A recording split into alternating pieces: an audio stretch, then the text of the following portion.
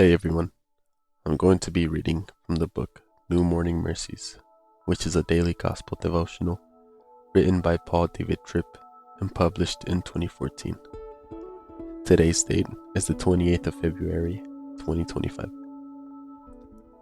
Love that calls wrong right and right wrong simply isn't love. Real love rebukes and forgives. There are an awful lot of things that we call love that don't really rise to the level of what love is and what love does.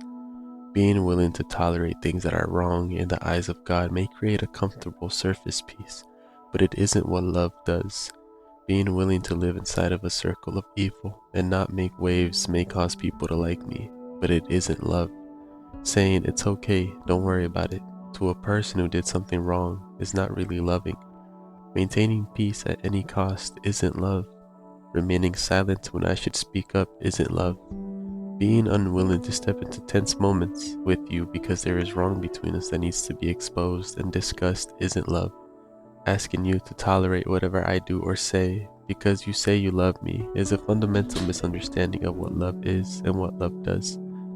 Much of what we think love is simply isn't love after all. Real, biblical, self-sacrificing, God-honoring love never compromises what God says is right and true.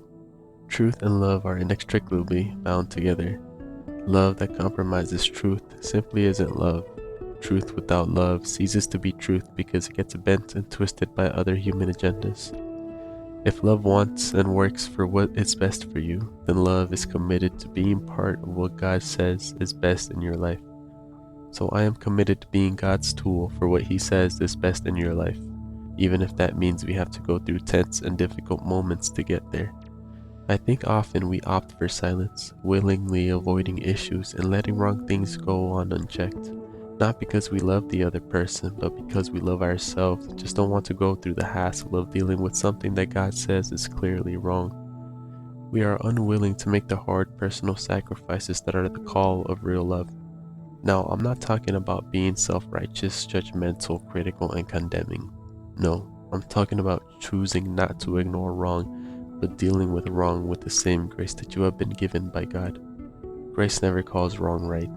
If wrong were right, grace wouldn't be necessary. If sin weren't evil and wrong, Jesus would never have had to come. The cross of Jesus Christ is the only model you need of what love does in the face of wrong. Love doesn't call wrong right. Love doesn't ignore wrong and hope it goes away. Love doesn't turn its back on you because you are wrong. Love doesn't mock you. Love doesn't mean I turn the tables and work to make you hurt in the same way you have hurt me.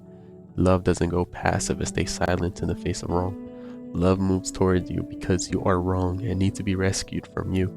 In moving towards you, love is willing to make sacrifices and endure hardships so that you may be made right again and be reconciled to God and others. God graces us with this kind of love so that we may be tools of this love in the lives of others. For further study and encouragement, read the 1st of Corinthians chapter 13 verse 4 through 13. 1st of Corinthians chapter 13 verse 4 through 13 reads, Charity suffereth long and is kind. Charity envieth not.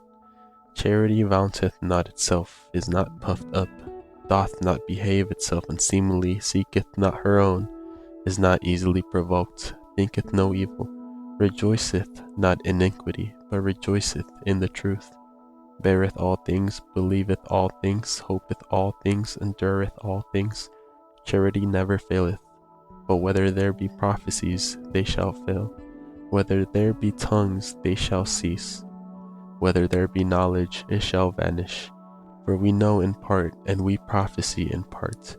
But when that which is perfect is come, then that which is in part shall be done away. When I was a child, I spake as a child. I understand as a child. I thought as a child. But when I became a man, I put away childish things. For now we see through a glass darkly, but then face to face. Now I know in parts, but then shall I know, even as also I am known. And now abideth faith, hope, charity, these three, but the greatest of these is charity. This concludes the video of today. Thank you so much for watching.